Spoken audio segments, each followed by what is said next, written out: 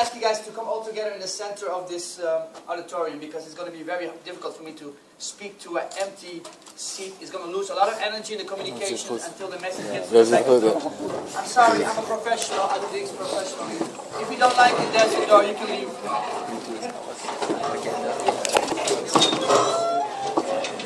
Ik neem het gewoon op. Ik neem het gewoon op. Ik hoef het ook niet opschrijven. Ik hoef het ook niet opschrijven. En daarom wordt hij bij de unsuccessful. Wie?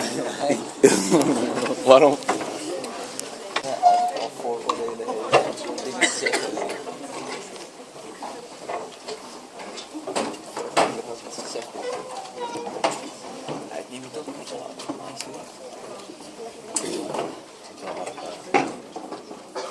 Wow, who's the most excited student in the room? Moet je even presteren of zo? Well, I will briefly introduce myself. First of all, I want to thank the excellence program organization that made this all possible. So let's make a big round of applause for excellence. So, my name is Asos Harsen. As you can see, this is Donald Trump. I just came back from the United States to do some business with him. I'm 29 years of age. I'm originally from Kurdistan, the north of Iraq. I came here as a refugee.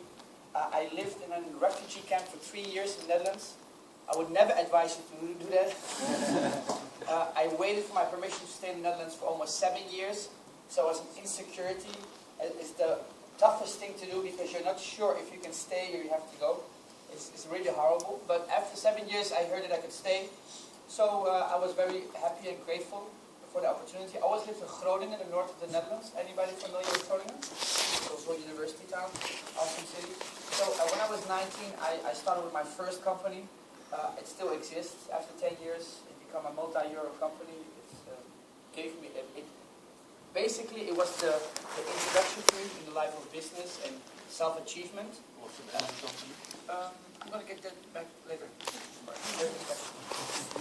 So what you need to understand is that when I first went to school, I'm the worst example actually today. Why? I'll tell you, because I was kicked off every school in Groningen where I was on. I was playing soccer on a high level and I had a knee injury. So after the knee injury, it wasn't possible for me anymore to play soccer. So I didn't invest it in school and I didn't invest in anything else. So that's why I started a magnificent career as a very successful dishwasher at a Chinese restaurant. As you can understand, I made a ton of money there. I eat noodles 7 days a week. So when I discovered that there are more ways of learning than only school, I became a fanatic actually, because I never was so responsible about my own future. I always depended actually on school, or depended on the football team I was playing with, or on the Chinese restaurant where I was working.